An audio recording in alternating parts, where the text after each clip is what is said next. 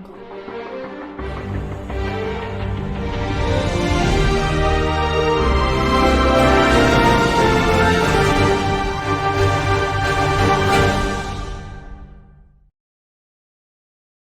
sahabat rakyat Maluku, selamat datang di obrolan rakyat Maluku bersama saya Intan Tuan Kota.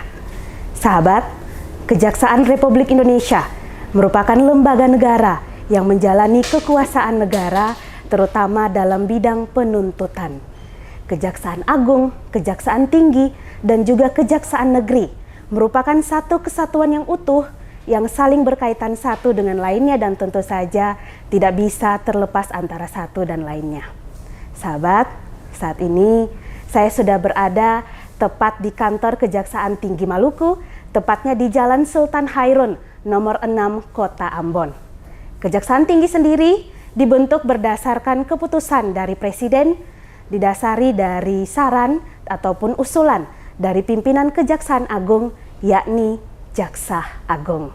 Nah, ini merupakan topik yang menarik karena mengingat beberapa bulan yang lalu, beberapa pimpinan dari kejaksaan di beberapa provinsi mengalami perombakan. Salah satunya yakni Kejaksaan Tinggi Maluku. Kepala Kejaksaan Tinggi Maluku yang baru dilantik langsung di Jakarta oleh Bapak Jaksa Agung kita, Bapak Dr. ST Burhanuddin pada tanggal 22 Agustus 2022. Dan tepatnya di keesokan harinya pada tanggal 23 Agustus 2022, Bapak Kepala Kejaksaan Tinggi Maluku kita yang baru menginjakkan kakinya untuk pertama kali di tanah Maluku di Kota Ambon. Beliau merupakan anak keturunan dari suku Karo, Sumatera Utara. Siapakah beliau? Inilah dia, saya perkenalkan.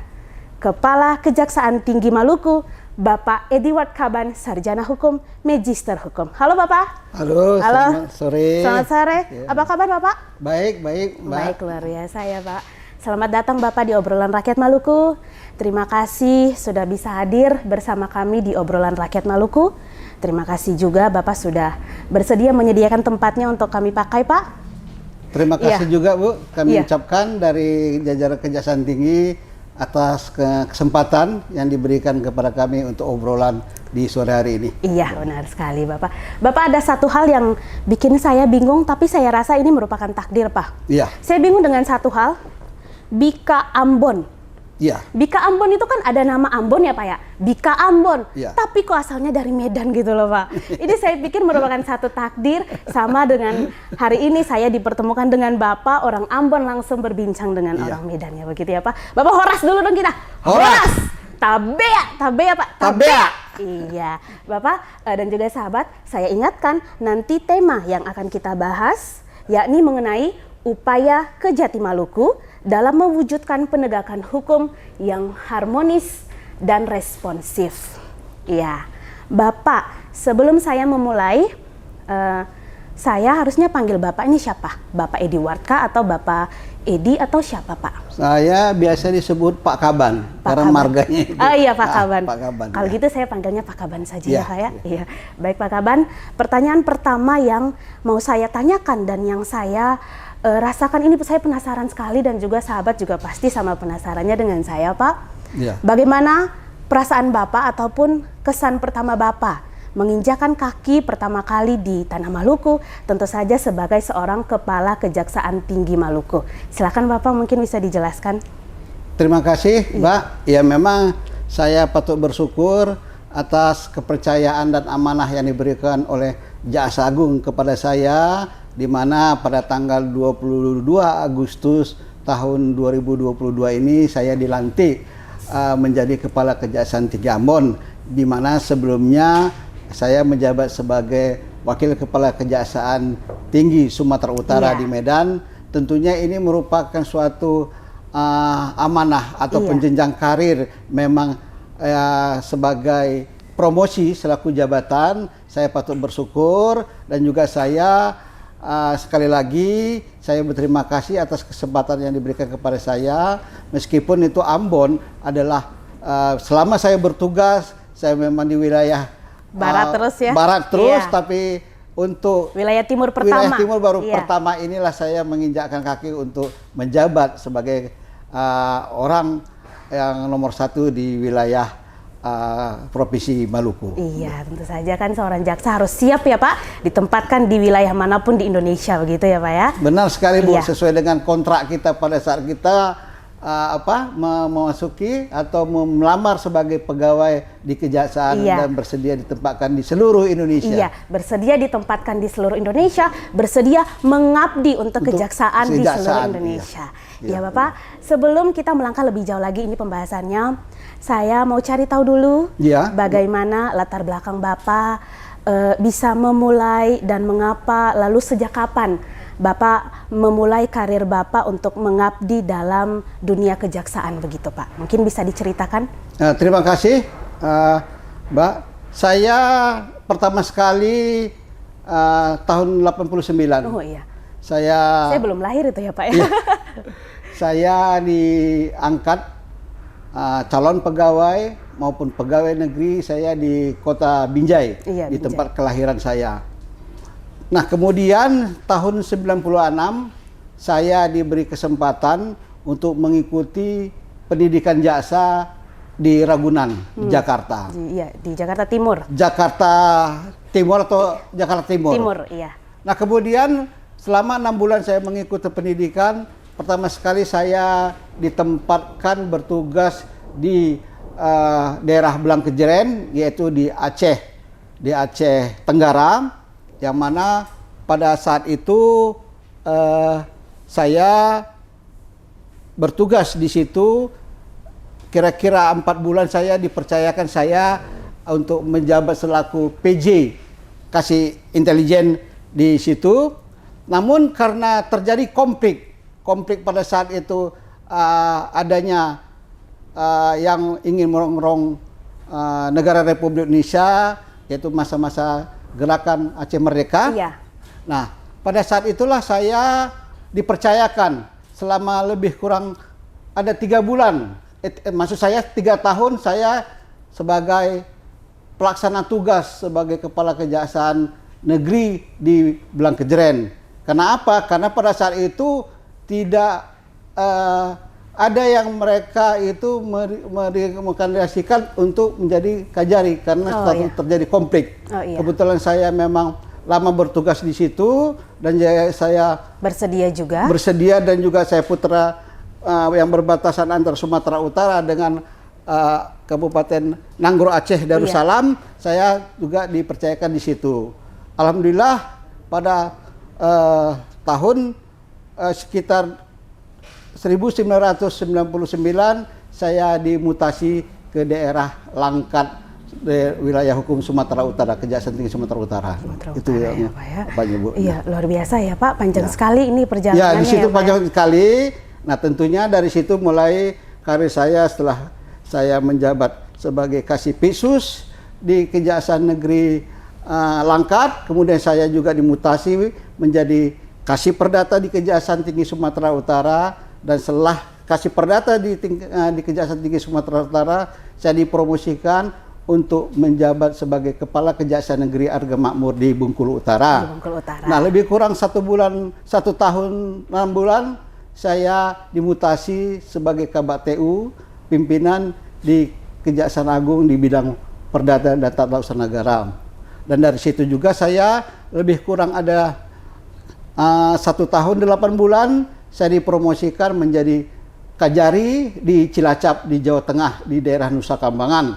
Iya. Sekitar 1 bulan 4 bulan saya dipercaya kembali lagi menjadi Kepala Kejaksaan Negeri Kota Tangerang. Iya, Tangerang. Kota Tangerang, lebih kurang di situ kira-kira 2 tahun saya dipercayakan untuk menjabat sebagai kepala, maksud saya sebagai asisten tindak pidana umum, iya, di Kejaksaan Tinggi Sumatera Utara. Lebih kurang 8 bulan saya dipromosikan lagi menjadi koordinator pada Kejaksaan Agung di bidang pidana umum, lebih kurang 5 bulan. Dari situ saya dimutasi lagi, dipercayakan menjabat sebagai Wakil Kepala Kejaksaan Tinggi Lampung, dan dari Lampung saya selama 5 bulan dipindahkan lagi menjadi Wakajati Sumatera Utara. Iya. Dan Lebih terakhir, kurang 8 bulan saya dimutasi sebagai iya, Kepala Kejaksaan Tinggi Ambon. Iya. Itulah sebagai perjalanan karir saya dalam mulai mengabdi di mengabdi dunia di kejaksaan, ya, Pak. Iya. Oke, luar biasa sekali ya sahabat ya. Banyak sekali lika-liku perjalanan yang sudah Pak Edi jalani Iya. dan juga lewati begitu. Tentu saja di dalam segala perjalanan itu sudah dijawab juga nih pertanyaan sahabat yang penasaran, kira-kira Bapak ini sudah ditempatkan di tempat mana-mana saja. Tadi juga sudah beliau jawab dengan tepat, dengan jelas, dengan rinciannya itu langsung penuh. Nih Bapak, yang Ya. paling terakhir itu kan Bapak ditempatkan sebagai Wakil Kepala Tinggi Kejaksaan Tinggi di Sumatera Utara sebelum dipindahkan ke Maluku ya. sebagai Kepala Kejaksaan Tinggi Maluku ya. ya Pak ya. Dari berbagai macam tempat Bapak saat bertugas yang tadi juga sudah Bapak jelaskan, Bapak rincikan, tempat mana sih Pak yang menurut Bapak secara pribadi itu paling berkesan waktu Bapak bertugas di situ, yang kalau Bapak di situ, aduh kayaknya saya enak sekali nih di sini. Tempat mana itu Pak? Kalau enaknya semua nyaman, Mbak. Iya. Cuman ada memang hal-hal yang memang menjadi suatu tantangan dalam arti kata mungkin di tempat lain tidak ada ditemukan seperti itu. Saya waktu menjabat sebagai PJ Kasih Intel di daerah Blangkejeren pada saat itu, nah itu sering terjadinya konflik. Jadi saya juga ada menangani beberapa penyelidikan kasus-kasus yang berkaitan dengan adanya penyalahgunaan wewenang. Itu saya juga pernah sampai rumah dinas yang saya tempat itu pernah ada ya istilahnya mau mencederai saya dengan melempar batu, ya batu gede sekali. Tapi setelah itu kebetulan saya juga pada saat itu berpindah-pindah, saya tinggal dari tempat teman. Malam ini kita pindah lagi satu tempat.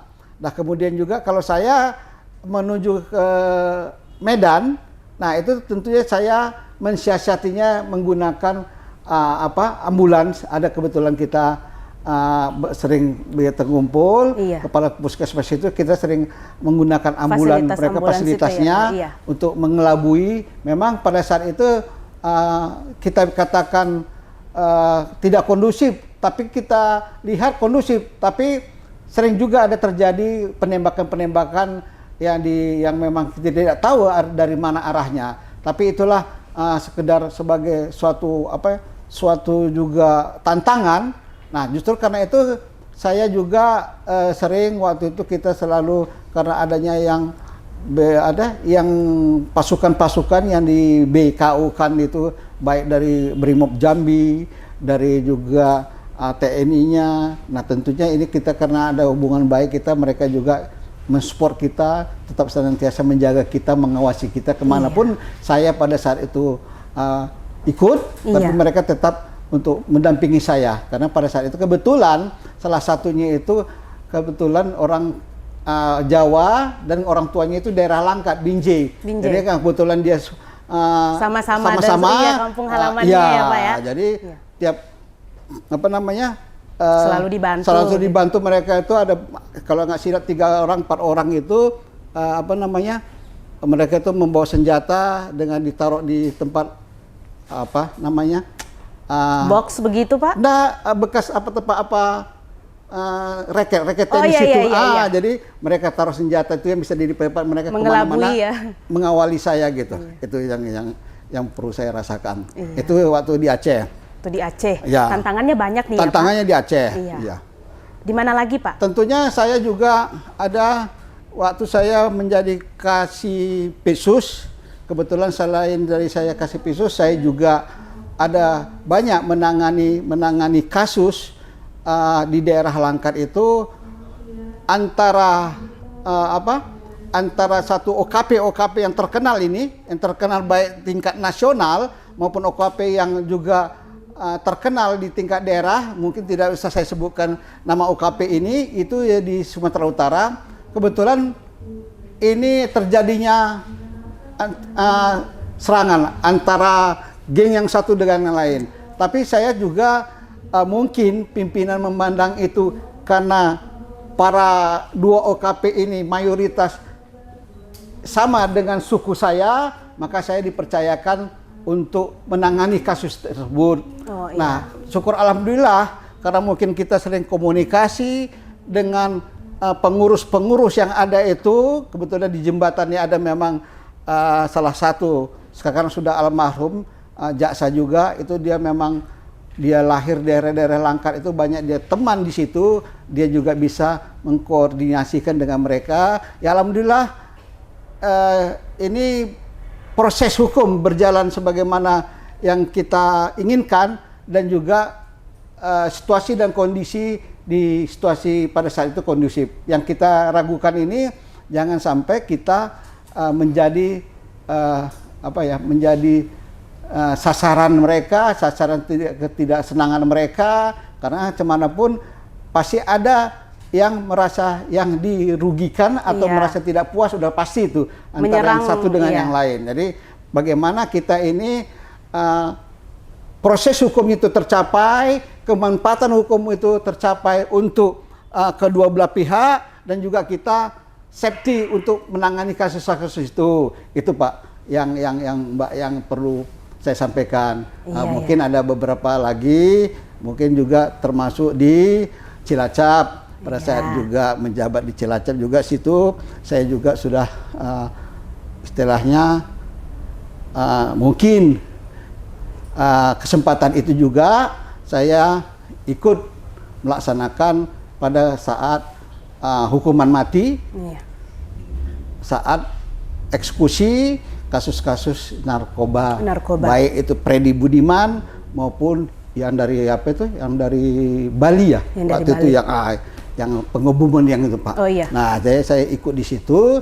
Kebetulan pada saat itu saya menjabat sebagai kajari di situ, jadi saya juga harus turut andil di situ untuk mengkondisikan situasi di situ, karena yang tahu itu kan kita, yang tahu kita situasi di situ kita, dan selalu kita berkoordinasi dengan pihak-pihak keamanan setempat, baikkah itu dengan Polres, dengan Kodimnya maupun dengan dan tamalnya. Itu yang kita perlu sinkronkan bersama, jadi sehingga apa yang pelaksanaannya itu sesuai dengan SOP yang telah kita susun bersama. Itu mungkin Mbak sebahagian yang bisa Bapak ceritakan. Saya ceritakan. Nah, mungkin banyak yang lain lagi, tapi itulah intinya. Pak ya. Luar biasa loh ini perjalanan Pak Kaban, dan juga tantangan, kesulitan yang beliau hadapi dalam menjabat sebagai seorang jaksa, mengabdi dalam dunia kejaksaan, tentu memiliki tantangan dan kesulitan tersendiri. Namun hebatnya beliau juga dengan baik bisa melewati semua itu ya Pak ya. Alhamdulillah ya Pak. Ini saya jadi ingat kutipan dari Bapak Jaksa Agung kita, Bapak Dr. ST Burhanuddin. Beliau pernah mengungkapkan bahwa jaksa yang baik bukanlah jaksa yang lahir dari kemudahan, kesenangan, ataupun kenyamanan. Namun jaksa yang baik merupakan jaksa yang terbentuk dari kesulitan, tantangan, dan air mata. Begitu ya Pak ya? Iya, itulah. Luar biasa. Itu kutipan yang paling indah mungkin yang saya kutip dari Bapak Jaksa. Iya, benar sekali itu Mbak. Iya, benar sekali. Oke Bapak, kita ke pertanyaan yang selanjutnya. Iya, silakan. Di dalam banyaknya dan perjalanan Bapak dalam mengabdi sebagai seorang jaksa di dunia kejaksaan, tentunya Bapak sudah berhasil menuntaskan, menyelesaikan kasus-kasus tertentu ya Pak ya. Kasus-kasus mungkin pidana umum, pidana khusus, perdata, dan lain sebagainya. Apa sih Pak kasus yang mungkin Bapak rasa paling menarik yang sudah pernah Bapak tuntaskan selama ini Pak? Terima kasih. Kalau kasus-kasus yang mulai saya tadi katakan sebagaimana saya mulai bertugas, mulai dari di Blangkejeren, baik di Kabupaten Langkat, Cilacap juga, dan juga ada juga satu kesan bagi saya itu memang penuh dengan lika-liku. Kebetulan pada saat itu saya waktu menjabat sebagai kasih perdata di Kejaksaan Tinggi Sumatera Utara. Iya. Nah, saya itu diberikan tugas oleh pimpinan pada saat itu untuk sebagai ketua tim dalam hal penanganan kasus, ya, dalam hal penanganan kasus yaitu kasus korupsi. Pada awalnya ini kasus bukan korupsi, tapi setelah kita pelajari ini bahwa ada kasus indikasi kasus korupsi. Iya. Nah, itu saat itu saya ikut tim di dalamnya sebagai ketua tim menangani kasus itu, yaitu kasus awalnya itu adalah perambahan hutan, kemudian hasil dari penelitian kita bahwa itu adalah indikasi korupsi, kita alihkan ke korupsi. Iya. Nah, itu di daerah mana ya Pak? Itu di daerah waktu saya menjabat sebagai kasih perdata, tapi kita diambil dari masing-masing bidang. Kebetulan saya di situ dipercaya sebagai ketua tim. Waktu itu masalah mungkin belakangan baru ketangkap itu adalah mengenai adenin list, perambahan hutan. Nah, yang itu waktu itu kita ajukan sebagai perkara korupsi. Nah, di dalam perjalanan ini, Pak, di dalam perjalanan kita menangani kasus-kasus ini, ya tentunya kita selalu berkoordinasi dengan pihak Kejaksaan Agung dalam hal ini di bidang Pisus. Kita sering melakukan koordinasi dan juga melakukan ekspos baik ekspos mengenai penanganan kasusnya, baik ekspos mengenai surat dakwaan, itu semua kita kondisikan. Namun dalam perjalanan ini tentunya ini sudah selesai, dalam arti kata sudah selesai lah dalam waktu mau menjelang penuntutan. Memang pada saat itu saya penuntutan tidak sampai selesai, karena pada saat itu saya dipromosikan menjadi Kajari di Arga Makmur. Nah, berselang gimana terjadilah perbedaan pendapat. Perbedaan pendapat ini mungkin simpang siur ada informasi itu, sehingga disitulah saya merasakan bahwa kalau yang benar itu tetap benar. Karena apa? Karena saya beberapa kali waktu itu diklarifikasi, dipanggil ke Sumatera Utara, diperiksa oleh oleh tim dari Kejaksaan Agung. Dicurigai Bapak juga biasa simpang siur informasi seperti ini, kita diperiksa semua. Nah, tentu kita melakukan klarifikasi dan bukti-bukti fakta yang ada yang jelas, sehingga pada saat itu ya kita ada beberapa kali saya kembali Bengkulu Medan bolak-balik, tapi alhamdulillah terbukti kebenarannya itu terbukti, dan perkara itu sebagaimana apa yang disangka, apa yang dicurigai, simpang siuran itu ternyata memang terbukti bahwa itu tidak benar, dan juga dilihat juga hasil putusan dari Mahkamah Agung itu bahwa Adeline ini terbukti. Makanya waktu itu dia lari ke luar negeri kan. Belakang berapa bulan tahun ini mungkin kalau nggak silap itu yang tertangkap dia di Singapura. Waktu itu dibawa. Itulah dia. Yang sekarang mungkin sudah, saya kurang tahu persis apakah sudah dipindahkan ke Medan, Sumatera Utara, atau masih di Jakarta. Nah, itu yang maksud saya bahwa kasus yang paling menarik dan percayalah kita, setiap kita melakukan tindakan memang sesuai dengan prosedur, sampai kapanpun kita tidak usah takut. Ya, itu yang apa. Selama kita melakukan kegiatan sesuai dengan prosedur, apapun itu tidak usah takut. Kebenaran tetap akan terungkap. Gitu. Saya kutipan satu dari salah satu buku yang saya baca juga, Pak. Emas dilempar di dalam kotoran pun dia tetap jadi emas. Sama halnya dengan cerita Bapak tadi ya, Pak. Itulah yang menjadi sebagai pengalaman pribadi, tentunya ini juga saya getok tularkan dengan teman-teman saya. Luar biasa. Itu juga bisa jadi pengalaman tambahan untuk sahabat yang lagi nonton sekarang ya, Pak ya. Bapak, kita ke pertanyaan yang selanjutnya mengenai restoratif justice. Restoratif justice kan sekarang banyak masyarakat yang merasa senang dan juga banyak yang sudah mengetahui ya Pak tentang apa itu program restoratif justice. Namun saya rasa mungkin banyak masyarakat di luar sana ataupun sahabat rakyat Maluku yang lagi nonton sekarang juga masih belum terlalu paham mengenai apa sih itu Pak restoratif justice.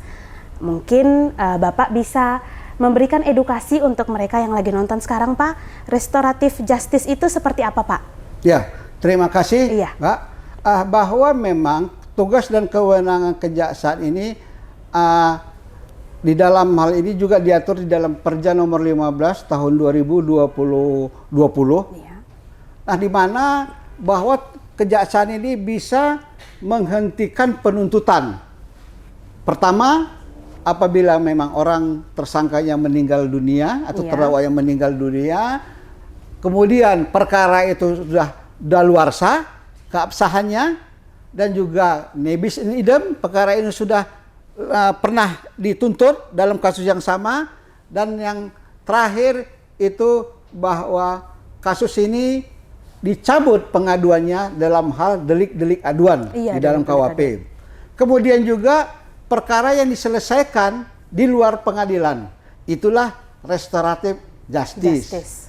Di mana diatur di dalam Perja ya, nomor 15 tahun 2020.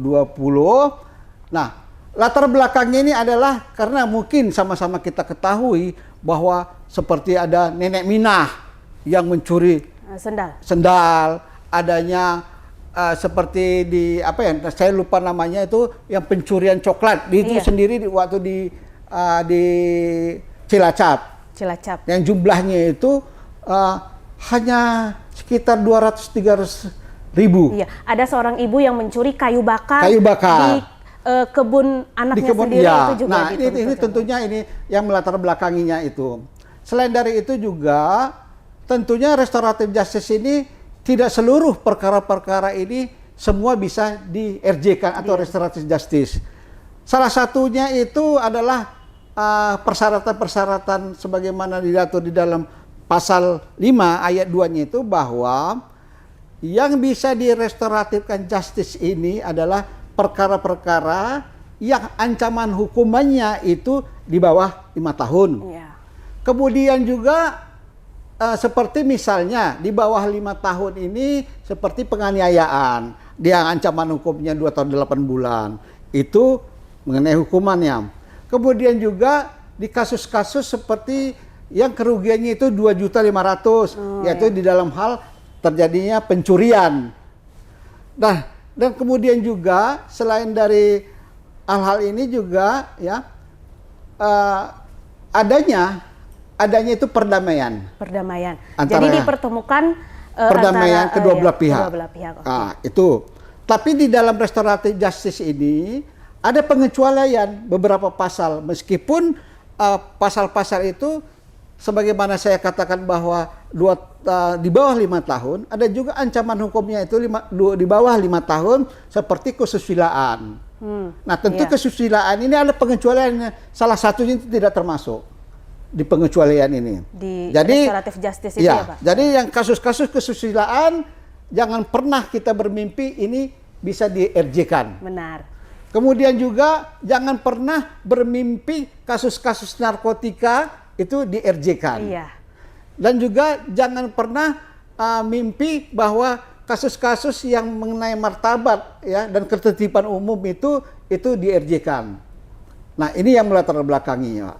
Nah, kemudian RJ itu sendiri tentunya prosesnya ini di dalam tingkat penyidikan. Nah, ini perkara ini sudah memenuhi syarat formil dan syarat material di dalam kasus penanganan ini. Dengan persyaratan yang sudah selesai.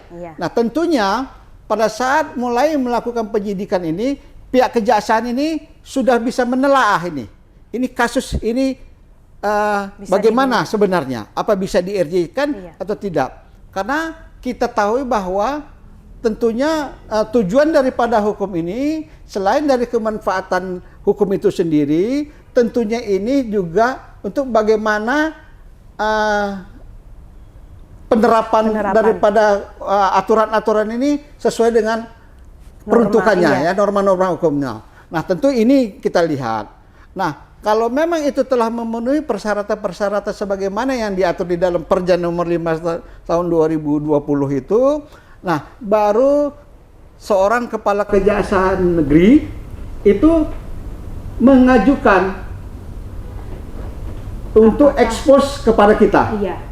Nah, tentunya ini nanti expose nanti akan dipimpin oleh saya sendiri atau Wakajati dan juga dengan para kasih dan asisten pidana umum. Itu tentu kita RJ kan kita filter dulu. Iya. Kita lihat persyaratan-persyaratannya. Iya, Pak. Kalau kita anggap ini memenuhi persyaratan, maka kini kita ajukan ke pimpinan kita dalam ini Kejaksaan Jaksa Agung Agung, Muda iya. Pidana Umum. Pidana umum. Nah, ini kita ajukan. Nah, setelah kita ajukan ini, tentu kita menunggu kapan ini kita expose. Keputusannya, iya. Kita expose dulu, Pak. Belum keputusan. Oh, gitu. Kita expose dulu.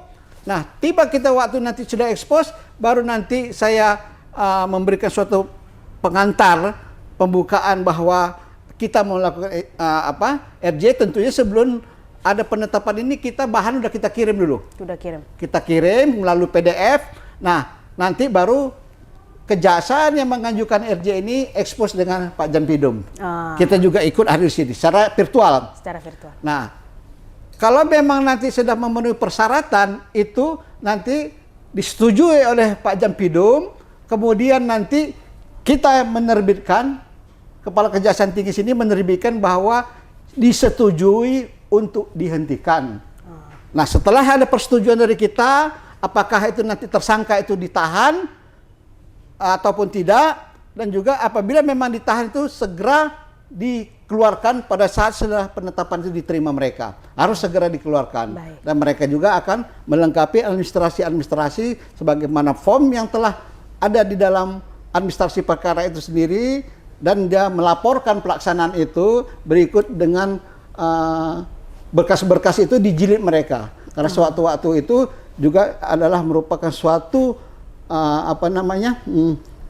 arsip negara yang harus memang betul-betul disimpan.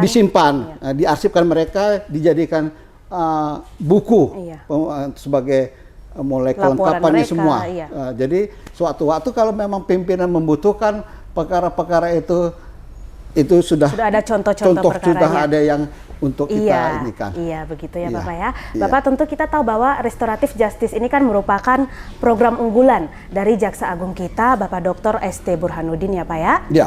Iya, restoratif justice ini sungguh sangat menekankan nilai humanis. Menurut Bapak bagaimana? Apa benar restoratif justice ini termasuk dalam nilai humanis dalam bidang kejaksaan, begitu Pak? Ya, benar sekali ya. Iya. Karena maka saya katakan itu memang benar sekali humanis ini. Karena apa? Karena antara pelaku dengan korban ini ya dimediasikan, apalagi umpamanya satu contoh, kita bertetangga gara-gara anak kita bertengkar yang masih kecil, kita terpancing emosi, tetangga kita terpancing emosi, terjadi pertengkaran, perkelahian. Tentunya ini dan juga korbannya juga hanya ya sekedar luka licet, tapi di sana pun juga mau berdamai. Di sini juga mau dia berdamai. Pihak terlapor maupun pelapor juga mau berdamai dengan bisa juga mengenai dengan perdamaian dengan syarat-syarat tertentu, atau juga bisa tanpa syarat. Tentunya ini dengan adanya dengan bisa kita restoratifkan ini kan tentunya lagi hubungan di dalam kemasyarakatan. Jadi lebih humanisnya baik itu memang diunggulkan dalam restoratif justice ya, Pak ya? Iya, benar sekali. Oke Bapak, untuk penerapan restoratif justice sendiri di wilayah Kejaksaan Maluku seperti apa, Pak? Ya, alhamdulillah ada 9 kejaksaan negeri yang ada di Maluku ini, semuanya sudah ada produk mereka itu, meskipun ada yang baru 1, ada yang 2, ada yang 5. Tapi secara keseluruhan sampai dengan di bulan November ini lebih meningkat dari tahun-tahun sebelumnya. Kalau tahun sebelumnya itu berdasarkan angka-angka hitungan yang saya terima dari dulunya itu 22, sekarang ini sampai di November ini ada peningkatan sebanyak 36. 36 kasus. Jadi di 9 ya Pak ya tadi? 9 kejaksaan negeri yang di semua Maluku sudah. itu sudah ada. Walaupun 1, 2, ya, tapi sudah ada kasus yang diterapkan program restoratif justice itu. Iya, benar sekali, Pak. Oke, Bapak.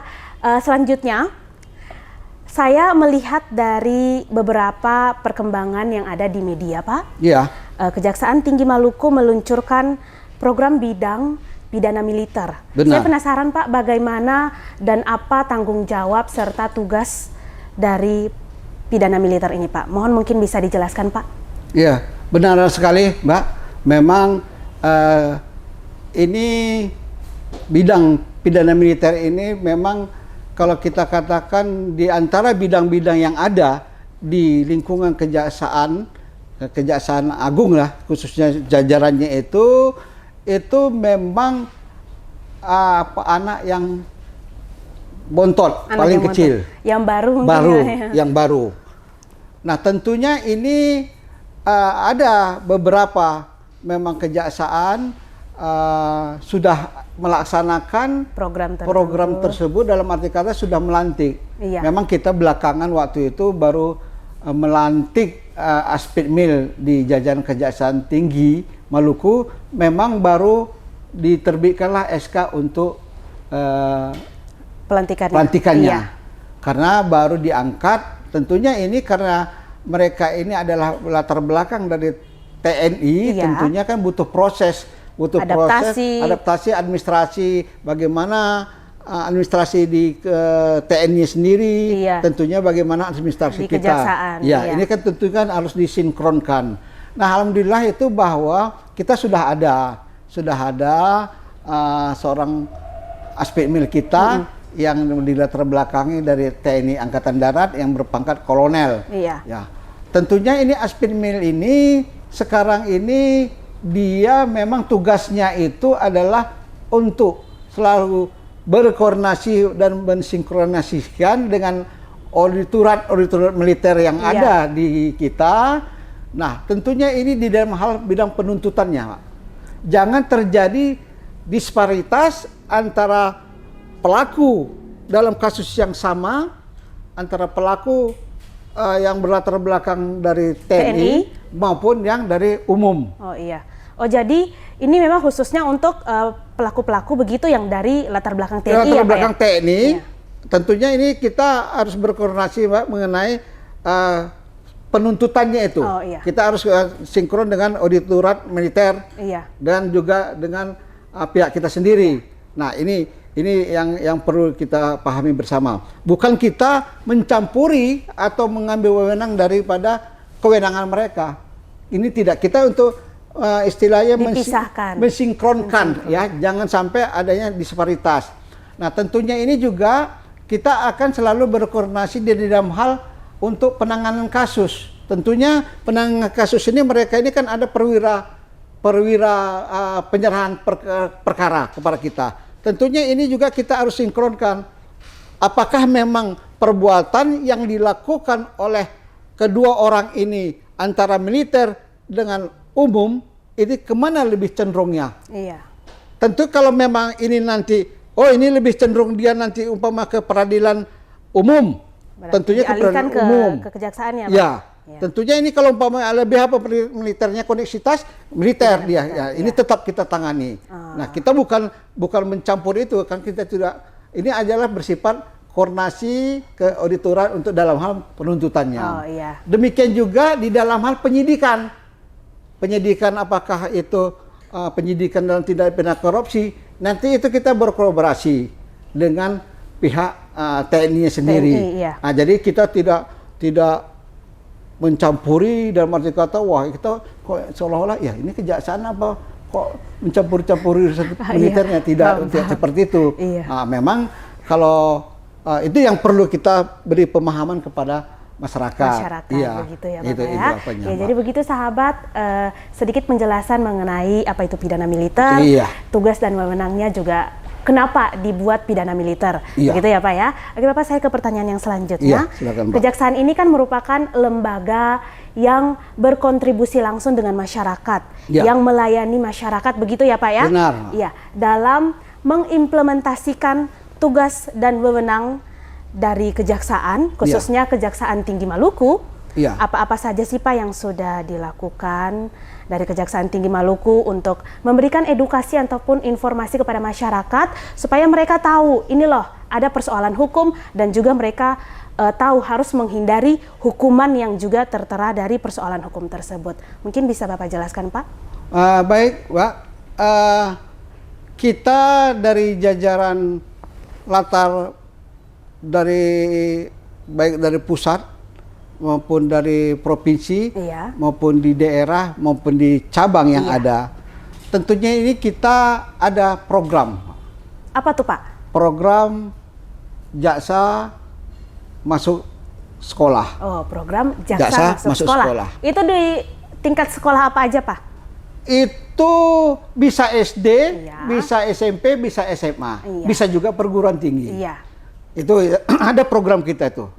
Selain dari itu juga kita juga punya program jaksa menyapa. Jaksa menyapa. Menyapa. Di mana tuh Pak? Itu kita melalui RRI. RRI. Ya, Iya. Radio Republik Indonesia. Indonesia, iya. Nah, itu ada program kita jaksa menyapa.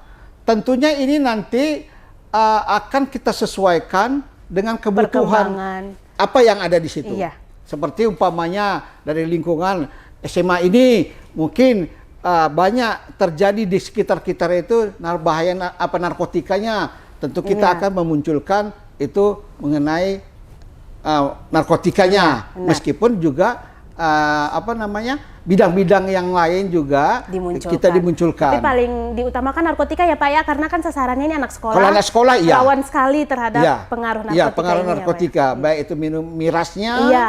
ya apa istilahnya di sini sopi ya, itu harus itu yang kita Harus edukasi, iya, disosialisasikan untuk kepada- dihindari iya, begitu iya, ya Pak ya. iya, itu, Iya. iya, Bapak luar biasa sudah tahu loh itu apa minuman yang tadi. Ini kata teman-teman, Iya.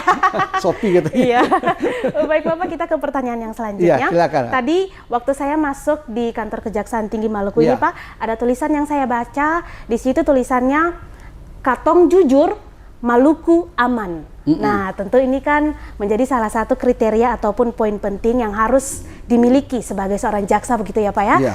Tanggapan Bapak pribadi, pendapat Bapak, selain poin jujur, poin apa saja yang harus dimiliki dan ditanamkan sebagai seorang jaksa?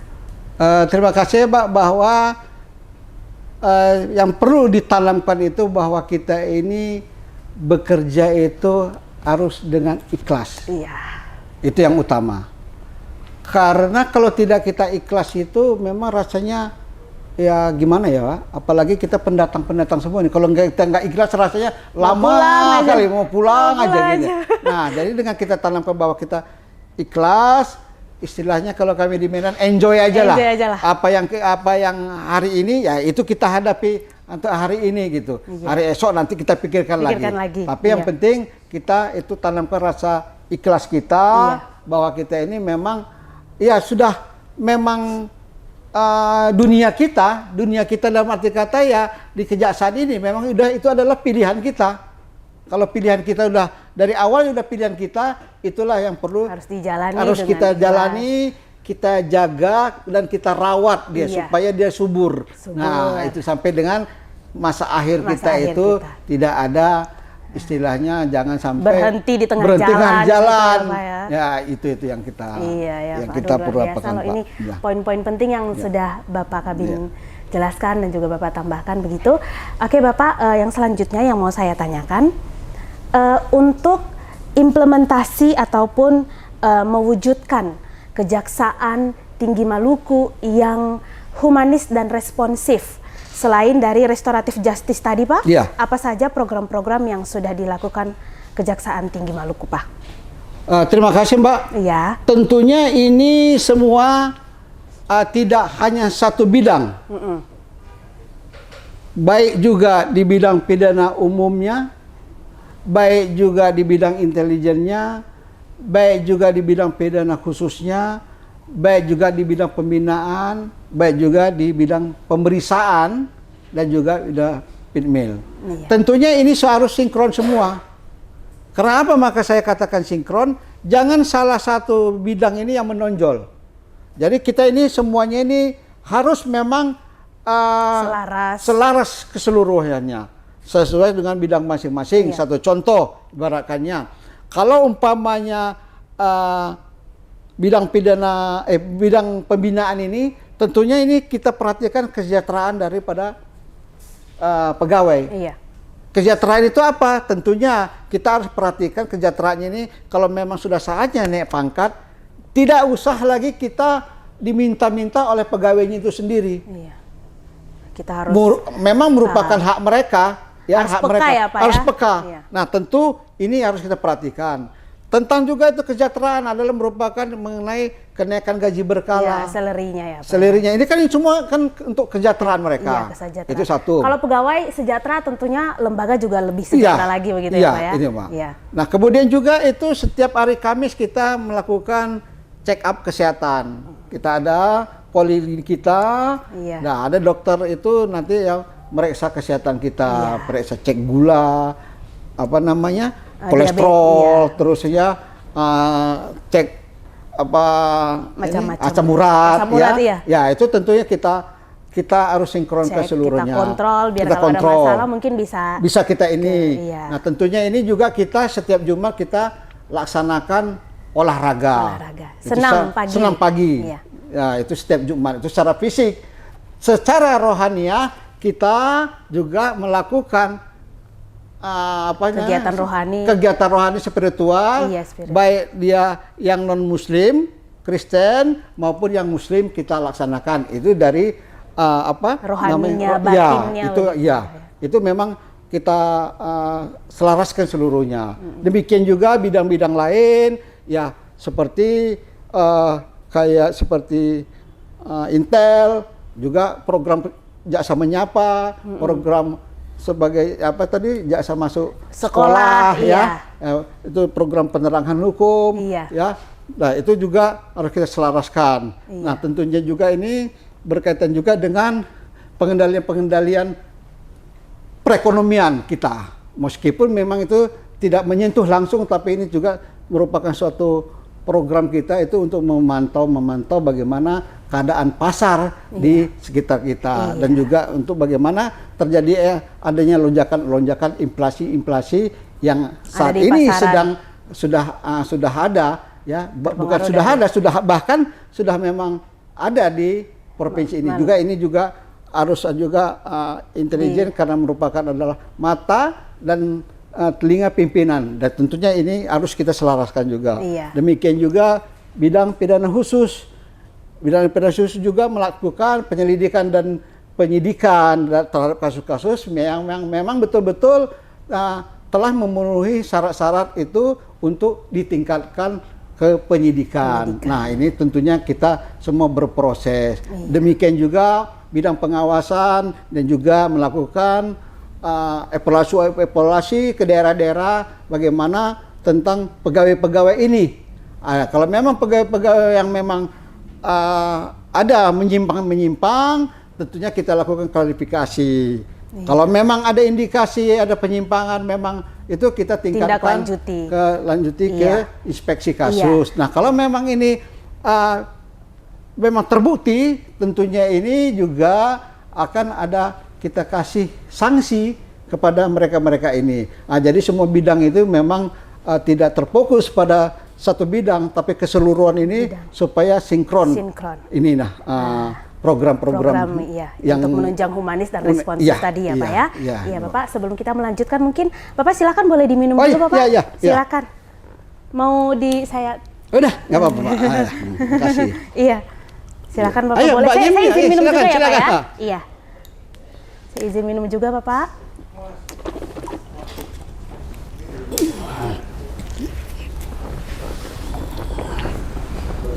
Oke, Bapak, boleh kita lanjutkan? Silakan, boleh ya, Pak. Bapak ya. Ya, pertanyaan selanjutnya, Bapak, harapan apa yang ingin Bapak sampaikan khususnya untuk Kejaksaan Tinggi Maluku dan umumnya untuk Kejaksaan Republik Indonesia? Silakan, Bapak. Terima kasih, Mbak. Harapan saya bahwa baik di Kejaksaan Tinggi Maluku, tentunya ini kami mensupport dari program-program yang ada diprogramkan oleh Kejaksaan Agung. Tentunya ini kami implementasikan, kami laksanakan sebaik-baiknya. Tentu apa yang menjadi harapan daripada pimpinan ini akan kami tindak lanjuti, dan tentunya nanti apabila hal-hal ada yang tidak kurang, tentunya ini juga menjadi suatu masukan lagi ataupun suatu untuk tindakan lebih lanjut dari kami untuk koreksi ke depannya. Tapi harapan kami mendukung program-program apa yang sudah ada diprogramkan oleh Kejaksaan Agung. Iya. Iya, begitu ya Bapak. Luar biasa Bapak. Selanjutnya ini saya penasaran, siapa sih Bapak inspirator Bapak dalam dunia kejaksaan? Mungkin bisa menjadi panutan Bapak dalam menjalani karir Bapak di kejaksaan begitu Pak. Mungkin kalau saya pribadi, saya menjadi jaksa, inspirator saya Gajah Mada kali ya Bapak ya, dari Majapahit ya, jauh sekali itu. Saya penasaran siapa sih Pak inspirator Bapak? Adalah ya. Ada. Oh, ini rahasia ya Bapak ya. Baik sahabat, ini rahasia jadi tidak boleh tahu ya. Baik Bapak, kita ke pertanyaan yang terakhir. Iya, silakan Mbak. Ini merupakan satu pertanyaan yang selalu saya tanyakan kepada setiap narasumber saya yang datang di obrolan rakyat Maluku Bapak. Iya.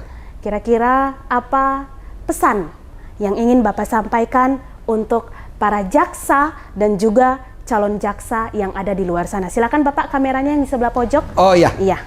Terima kasih Mbak. Harapan saya yang pertama, bekerjalah secara ikhlas. Kedua, jangan pernah bosan untuk senantiasa rajin-rajin membaca. Karena apa? Karena apalagi sekarang zaman digital ini, semua perkembangan ilmu pengetahuan juga, seperti satu contoh dulunya itu undang-undang IT tidak ada, sekarang sudah ada. Nah, ini yang kedua.